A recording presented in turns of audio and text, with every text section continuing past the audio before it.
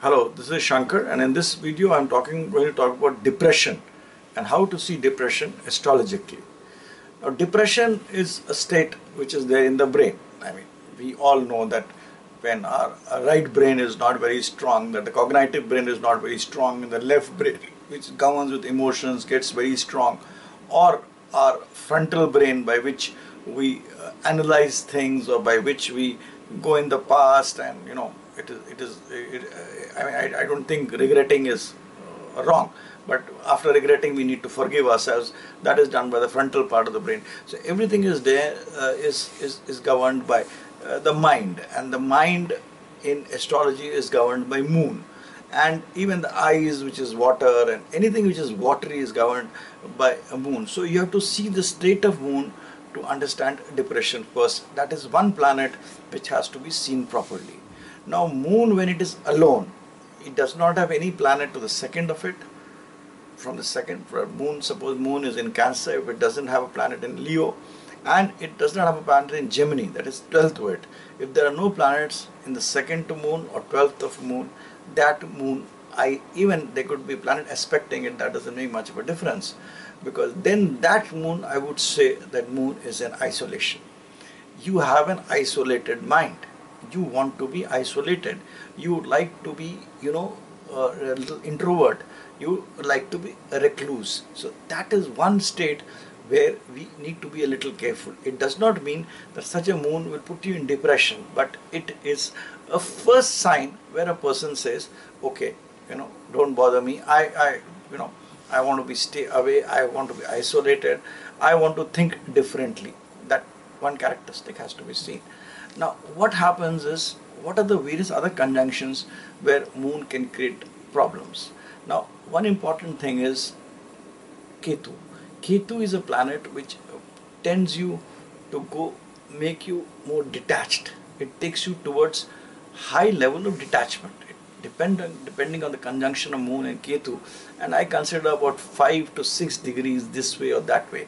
I mean, from moon, if it is 6 degrees ahead or 6 degrees back, it will create its impact. So whenever moon is in close conjunction with Ketu, and the degrees of Ketu are lesser than moon, I mean, it can be more, but if it is lesser than moon, be sure that that person will have a state of mind where his mind would say, let me be detached. Now, that is not a good thing for the world.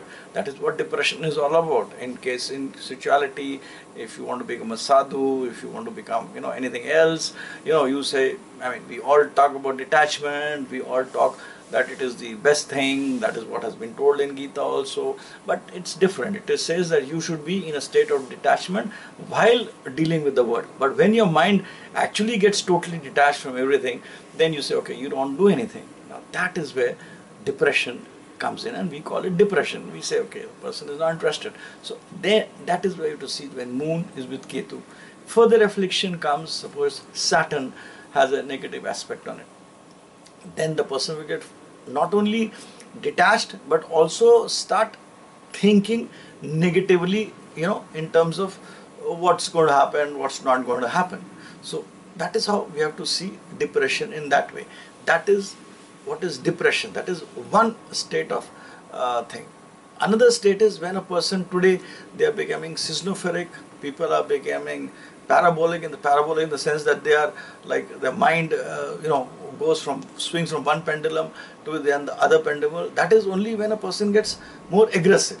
Now, aggression is seen by Mars. So if you have Moon, Mars and Ketu together, it creates problem. Moon, Mars, Shani and Ketu together, aspect, conjunction, whatever, then a person suddenly will become aggressive. He will suddenly become sway towards depression, and one doesn't understand what's happening to him. So that is another state of mind which is not good. Even moon with Mercury with negative aspects is bad, because Mercury and moon are not the real good friends, because Mercury is intellect and moon is the mind. And when Mercury gets into the fold of moon, in fact, even I have that combination. When Mercury gets into the fold of moon, then what happens is, then your emotions get more prominent than your intellect. then your decisions are governed by your emotions, and when emotions takes over intellect, you are going to be in problems. That is why when for my own self, I have this combination. I say I need some counselors who keep on explaining me, okay, this is the pros and cons which even I know, but when you take a decision, don't get too emotional about it. So that is one aspect of it. But when this Moon and Mercury also gets afflicted by Saturn or by Ketu or by certain other negative planets, what happens is that you are governed by emotions, and emotions take over your intellect, and you become more confused with the emotions. That is, you start thinking about those emotions, you start negating yourself with those emotions, and then you may get into a state which could be semi madness, or semi hysterical. You can become hysterical in nature. Some your thing is not fulfilled, your emotions don't get fulfilled, intellect is not working, and you get you start crying. You see a lot of people getting hysterical. So you have to see Moon in that aspect. But yes, you have to have the negative impact of Ketu, Saturn and other planets on Moon, and then you have to see whether a person is getting into depression. Depression in the real sense which we talk is when Moon is with Ketu, close conjunction aspected by Saturn. That is one thing. Second is, depression is also when a person sways between aggression and depression, and when his emotions completely take over intellect and there are no positive aspects of saving it. So that is how you have to see just this planet Moon in terms of sign, aspect and placements, and you can get understand the mind of a person.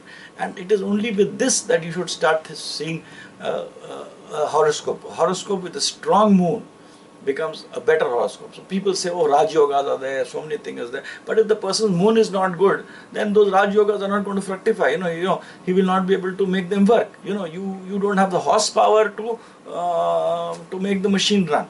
So that horsepower is seen by Moon. So people generally, when they do astrology, they don't look at the basics. We forget the A and get into Z. We get into research. We get into Gemini, and we get into today you have in Gemini astrology you have every planet having 3 aspects. So every event can be justified. So that's not the way to do. You have to do it in a way where you have to do it with the basics of astrology. And I've debated on the topic. So I was talking about Moon and depression, which I've tried to explain. This is how you have to see Moon and see this planet and the ascendant before you actually start looking at the strength of the horoscope.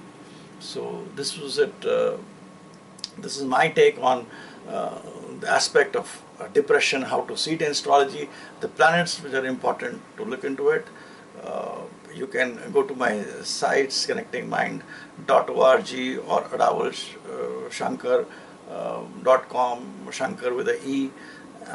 Facebook is there. You have my books with Sagar Publication, and you can write to me also at connectingminds@gmail.com. Though I'm not a professional astrologer, but if I have the time, if there is a problem, I do reply. But that's on me, on the time I have. And also, even if you're an astrologer, don't see your own horoscope, because the science is still evolving. It is a very complex play of energy. So don't take whatever told you as something which is the truth, or which is a scientific thing, because there are a lot of complex other things which have to be also taken into consideration. This is just a pointer. I'm just pointing you and telling you. So I sign off for now.